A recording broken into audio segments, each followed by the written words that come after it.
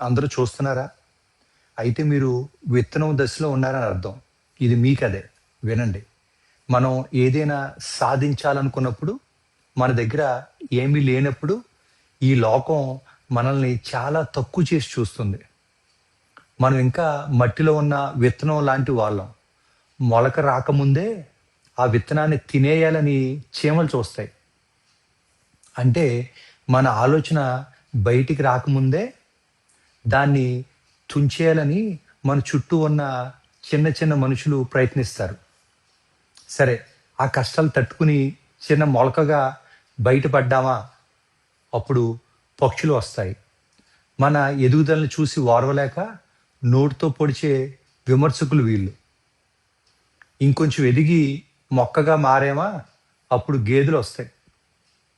అంటే మనల్ని అణిచివేయాలని చూసే పెద్ద పెద్ద సమస్యలు, శత్రువులు. ఎటు చూసినా ఆకలితో ఉన్న లోకం, మనల్ని ఎప్పుడు మింగేద్దామా అని చూసే కళ్ళు.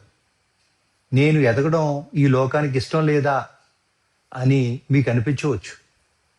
కానీ గుర్తుంచుకోండి, మీరు వీటినన్నిటినీ తట్టుకుని నిలబడితే కాలక్రమేణా మీరు ఒక మహావృక్షం అవుతారు. మీ వేర్లు భూమిలోకి బలంగా వెళ్తాయి.